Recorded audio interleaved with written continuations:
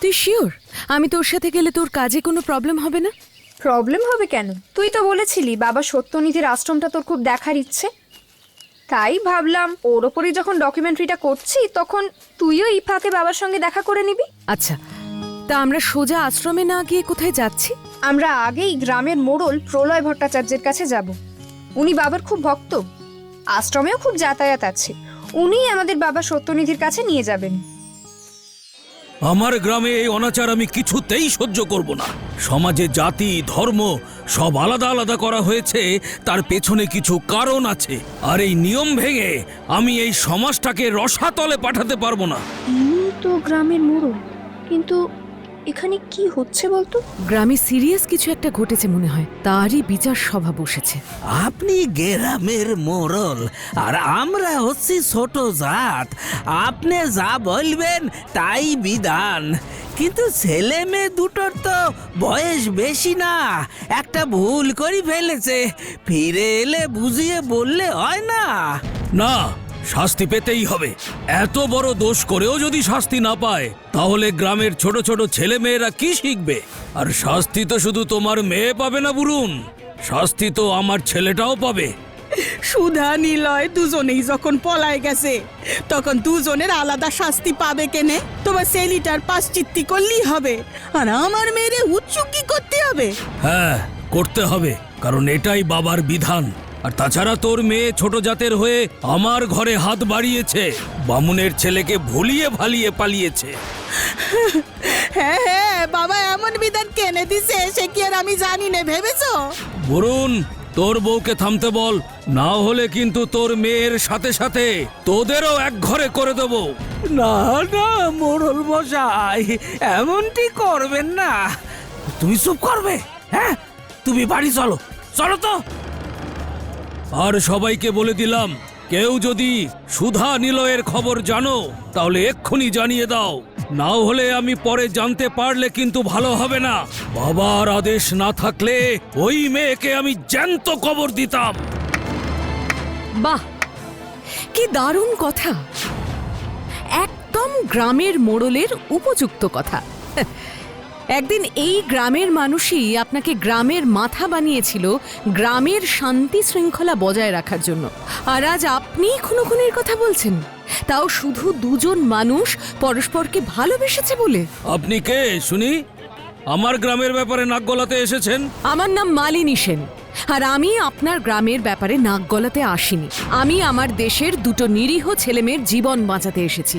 এইসব থিয়েটারি কথা ওই আপনাদের শহরে গিয়ে বলবেন ম্যাডাম। ভেজালের কারবার আপনাদের শহরে চলে, আমাদের গ্রামের রক্ত পবিত্র, তাতে আমি কিছুতেই ভেজাল মিশতে দেব না। দরকার হলে নিজের ছেলের মাথাটা নিজের হাতে কাটতেও আমার হাত কাঁপবে না। একজন বাবা যদি এত নিষ্পৃহ হয়ে নিজের ছেলেকে খুন করার কথা বলতে পারে, তাহলে সে আর নিজের গ্রামের প্রতি কী দায়িত্ব পালন করবে? তবে আপনি ভাববেন না যে আপনি চাইলেই এরকম একটা সময় দাঁড়িয়ে জাতপাতের নামে দুটো প্রাণকে তছনছ করতে পারবেন।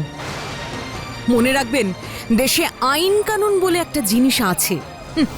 তাহলে এখানে দাঁড়িয়ে সময় নষ্ট না করে বরং থানাতেই যান, দেখুন কি করতে পারেন। আপনারা থাকতে একটা লোকের এত বড় সাহস হয় কি করে যে প্রকাশ্যে দুজন প্রাপ্তবয়স্ক মানুষকে শাস্তি দেওয়ার কথা বলে? আস্তে ম্যাডাম, আস্তে, এত উত্তেজিত হবেন না, এটা ওদের নিজস্ব ব্যাপার, ওদের উপরই ছেড়ে দিন না। এই নিন ম্যাডাম, চাটা খেয়ে নিন। এমনিতেই আনতে আনতে ঠান্ডা হয়ে গেছে, খেলে আপনার মাথাও ঠান্ডা হয়ে যাবে। ভুবন ঠিকই বলেছে, আপনি শহর থেকে এসেছেন, ঘুরে ফিরে জায়গাটা দেখুন, তাজা হাওয়া খান, খামোখা উটকো ব্যাপারে নাক গলাচ্ছেন কেন? ওদেরকে ওদের নিয়ম মতোই চলতে দিন। আশ্চর্য তো, এই গ্রামটা কি দেশের বাইরে নাকি যে এখানে অন্য নিয়ম চলবে? আপনি চাইলেই তো এই অন্যায় বন্ধ করতে পারেন। পারি না ম্যাডাম, এখানে আশ্রমের নিয়মই চলে। বাবা সত্যনিধির কথাই শেষ কথা, ওর কথার কোনো এদিক ওদিক হবে না, ওর আদেশ শুধু ওই বদলাতে পারবে। তাই আর কথা না বাড়িয়ে আপনি বরং বাড়িতে ফিরে যান। আর এইটা আমার কার্ড। অন্য কোনো দিন অন্য কোনো দরকার পড়লে এই নাম্বারে আমায় ফোন করবেন। বেশ, কিন্তু তার আগে আমি বাবা সত্যনিধির কাছেই যাব। আশা করি উনি এই অন্যায় হতে দেবেন না। ন্যায় অন্যায় বড় আপেক্ষিক ব্যাপার রে মা। তোর কাছে যা অন্যায় তা আরেকজনের কাছে ন্যায়। তাই পরিস্থিতি বুঝে ন্যায় অন্যায়ের দাঁড়িপাল্লাটাও একটু নাড়াচাড়া করে নিতে হয়। কিন্তু বাবা, এইভাবে দুটো জীবন নষ্ট করে দেওয়ার অধিকার কি কারো আছে? আছে, পরমাত্মার আছে। উনি যখন আদেশ দিয়েছেন যে ওদের শোধন করতে হবে, তখন তো সেটা করতেই হবে। কিন্তু আদেশটা তো উনি দিচ্ছেন না, দিচ্ছেন আপনি। কি হচ্ছেটা কি মালিনী? বাবার দিকে আঙুল তুললে কিন্তু আঙুল সমেত হাতটা ফিরিয়ে নিয়ে যেতে পারবেন না। ক্রোধ মানুষকে বিভ্রান্ত করে। তোমারও বিভ্রান্তি ঘটেছে, আর বিভ্রান্ত মানুষকেও কিন্তু আমি সংশোধন করতে পারি। পরমাত্মার শ্রীচরণে উৎসর্গ করি। তাই মনকে শান্ত করো, আর যেখান থেকে এসেছো সেখানেই ফিরে যাও। মন শান্ত থাকলে অনেক বড় বিপদে পড়ে যাবে মা। মালিনী প্লিজ চল, চল এখান থেকে। বেশ, আজ আমি চলে যাচ্ছি, তবে আমাদের আবার দেখা হবে পরমাত্মার নির্দেশে। চলি। তুই সোজা অফিসে চলে যা, আর এখানে যা যা দেখলি সব সুন্দর করে গুছিয়ে রিপোর্ট তৈরি করে রাখ। আমি বললে পরে সাবমিট করবি, কেমন? আর তুই? আমায় একজন আমন্ত্রণ জানিয়েছে, আমি তার সাথে দেখা করে ফিরব। এবার বলুন। আমি কি বলবো? আপনি তো আমায় ফোন করে আমার বাড়িতে দেখা করতে এলেন। এলাম কারণ আপনি অকারণে আপনার কার্ড নিশ্চয়ই আমায় দেননি। এমন কোনো ব্যাপার নিশ্চয়ই আছে যেটা আপনি থানায় বসে বলতে পারলেন না বলেই আমায় একটা বাজে অজুহাতে আপনার কার্ডটা দিয়েছিলেন। তার মানে আপনার ব্যাপারে ঠিকই শুনেছি। আপনি সত্যিই খুবই বুদ্ধিমতী আর সাহসী মহিলা। কিন্তু ম্যাডাম, এই গ্রামে বুদ্ধি একটা অপ্রয়োজনীয় বস্তু, আর সাহস মানে নির্বুদ্ধিতা।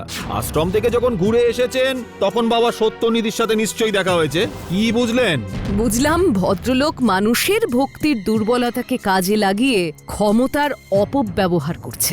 আর শুধু তাই না, ওপর মহল থেকে আমাদের ওপরে চাপ সৃষ্টি করা হচ্ছে ছেলে মেয়ে দুটোকে খুঁজে বের করার জন্য। কিন্তু এটাই তো আপনাদের কাজ। তাহলে আপনারাই বা নিজে থেকে ওদের খুঁজছেন না কেন? কারণ ওদের খুঁজে পেলে ওই বাবা সত্যনিধির চামচারা ওদের ছাড়বে না। মেয়েটাকে তুলে নিয়ে যাবে আর ছেলেটাকে খুন করে দেবে। এসব কি বলছেন আপনি? ঠিকই বলছি ম্যাডাম। পুলিশ অকর্মণ্য হয় না, অকর্মণ্য সেজে থাকার ভান করতে হয়, না হলে সবাইকে বিপদে পড়তে হয়। কিন্তু ছেলে মেয়ে দুটো এভাবে কোথায় ঘুরে বেড়াবে? এটাও তো সেফ না। ওরা যখন বেরিয়েছে নিশ্চয়ই সবকিছু ভেবেচিন্তেই বেরিয়েছে। আপনি আর এসবের মধ্যে জড়াবেন না প্লিজ। একটা সত্যি কথা বলুন তো, আপনি নিশ্চয়ই জানেন ওরা কোথায় আছে? হ্যাঁ জানি, ওরা কাছেই ওদের এক বন্ধুর বাড়িতে লুকিয়ে আছে। কাছেই? না না, তাহলে তো যে কোনো দিন ধরা পড়ে যাবে। আর তাছাড়া ওদের বন্ধুরও তো প্রাণ সংশয় হতে পারে। ভাগ্যে থাকলে তাই হবে, আমাদের হাতে তো আর কিছু নেই। না না, এভাবে হাল ছেড়ে দিলে চলবে না অফিসার। সবার আগে ওদের একটা সেফ জায়গায় ট্রান্সফার করতে হবে। সেফ জায়গা কোথায়? আমাদের বাড়িতে। এই এলাকায় ওদের যতটা হাত যশ, ওখানে ওরা তেমন কিছু একটা করতে পারবে না। কিন্তু আমি ওদের নিয়ে যেতে পারবো না, এমনকি ফোনও করতে পারবো না, কারণ আমি শিওর আজকের এনকাউন্টারের পর আশ্রমের লোকেরা আমার গতিবিধির উপর নজর রাখবে। কিন্তু তাহলে ওদের নিয়ে যাবে কে? স্যার, আজ ভালো ট্যাংরা পেয়েছি। আমিও ঠিক লোক পেয়ে গেছি। ভুবন যাবে ওদের নিয়ে। কিন্তু ওকেও যদি কেউ... ওকে কেউ সন্দেহ করবে না। ভুবন পুলিশের কাজের থেকে সংসারের কাজ বেশি ভালো করে, তাই কনস্টেবল হিসেবে ওকে তেমন কেউ একটা পাত্তা দেয় না। তাই ও কোথায় যাচ্ছে না যাচ্ছে সেটা কেউ খেয়াল করবে না। হ্যাঁ হ্যাঁ, ও আমায় কেউ পাত্তা দেয় না। আমি থানায় গিয়ে রান্নাবান্নাই করি। কি করতে হবে বলেন না? ভালো করে শোন, আজ সন্ধেবেলা বাজার যাওয়ার নাম করে জিপ নিয়ে বেরোবি। সুধা আর নিলয় যেখানে আছে সেখানকার ঠিকানা আমি দিয়ে দেবো। ওদের নিয়ে শহরেই ম্যাডামের বাড়িতে দিয়ে আসবি। আমি বরং নিজের হাতে একটা চিঠি লিখে দেব, সেটা বাড়ির লোককে দিয়ে দেবেন। তাহলেই হবে। আর এসবের মধ্যে খবরদার ফোন টোন করবি না। কাজ হয়ে গেলে সোজা থানায় এসে জানাবি। দেখিস কেউ যাতে কিছু টেন না পায়, খেয়াল রাখবি। ঠিক আছে।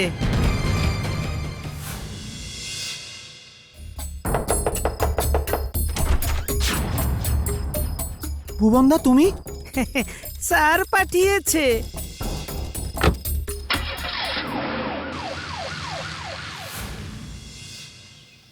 কি হলো, কিছু খবর পেলেন? না, ভুবনের তো এতক্ষণে চলে আসার কথা। আপনার বাড়ি থেকে কোনো ফোন টোন এসেছিল? না, আমি তো চিঠি লিখে ফোন করতে মানা করে দিয়েছিলাম, যদি আমার নাম্বার কেউ ট্র্যাক করে এই ভয়ে। সেটা একদিকে ঠিকই করেছেন, কিন্তু ভুবনটা এখনো ফিরল না কেন? ওর তো রাতেই আমার বাড়িতে এসে রিপোর্ট করার কথা ছিল। আমার এখন চিন্তা হচ্ছে ওর আবার কিছু হলো না তো। সাদাসিধে মানুষ এই চক্করে প্রাণটা না হারায়। স্যার,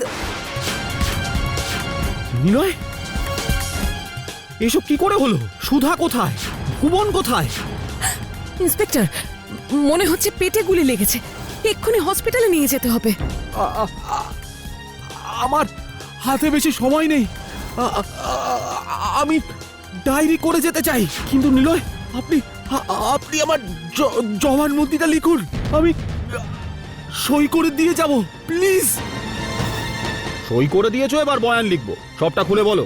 কাল রাতে আমরা দুজন ভুবনদার সাথে জিপে করে বেরোনোর কিছুক্ষণ পরে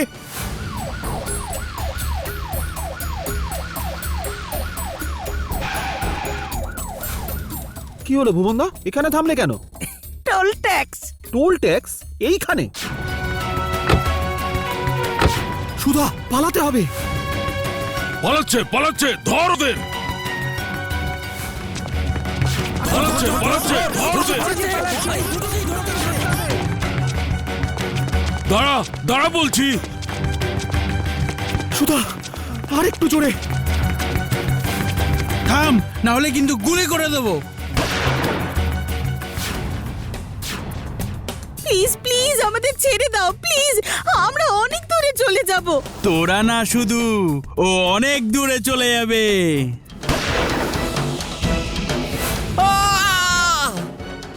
না, ছেড়ে দাও, ছেড়ে দাও আমায়, ছেড়ে দাও। ও মরে যাবে, ও মরে যাবে, ছেড়ে দাও, সেটাই তো চাই। ছেড়ে দাও, ছেড়ে দাও আমায়, ছেড়ে দাও। ভুবন আমার সাথে গদ্দারি করলো। আমার সুধাকে বাঁচান স্যার, প্লিজ প্লিজ প্লিজ বাঁচান।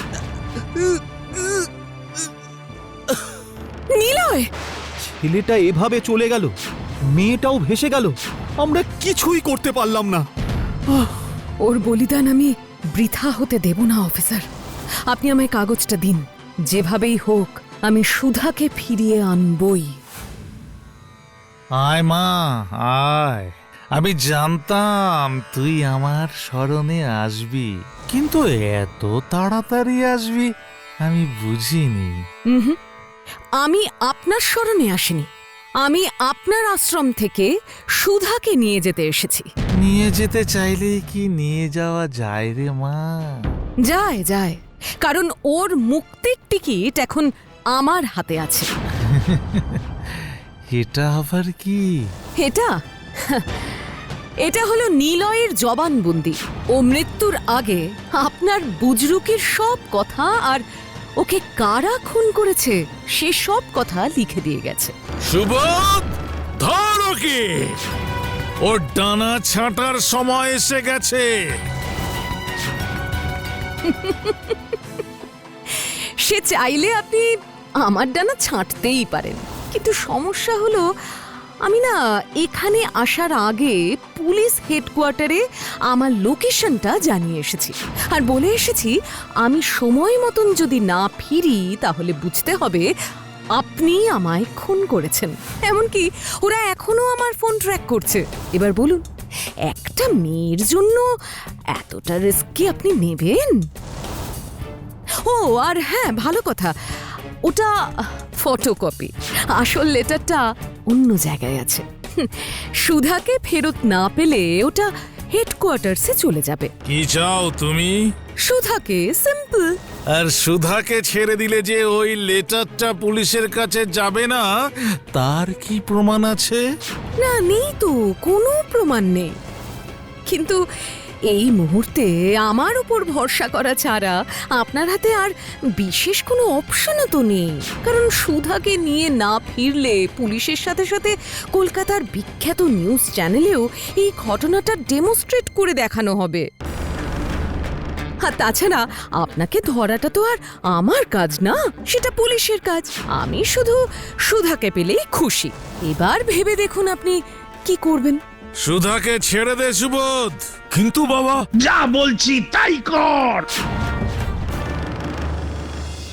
আপনি না থাকলে আরো অনেকের মতো এই মেয়েটাও ভেসে যেত। আপনাকে অনেক অনেক ধন্যবাদ। কিন্তু কিন্তু এই জীবনে আমি কি করব? নিলয়কে ছাড়া আমি বাঁচবো কিভাবে? নিলয়ের খুনি যে বিনা শাস্তিতে ঘুরে বেড়াবে, আমি সহ্য করব কিভাবে? সহ্য করবে না, সহ্য করবে না সুধা। কোনো দিনও কোনো অন্যায় সহ্য করবে না। আর বাকি রইল অপরাধীদের কথা। খুব শিগগির আমি ওই সত্যনিধির সত্য ফাঁস করবই। এই গল্প এখানেই শেষ নয়। আমি বাঁচতে চাই না। নিলয় ফিরে এলেও না। কি বললে তুমি? ওই নিলয়ের বাচ্চাটা এখনো মরেনি। এবার গুলি করে খুলিটাই উড়িয়ে দেবো।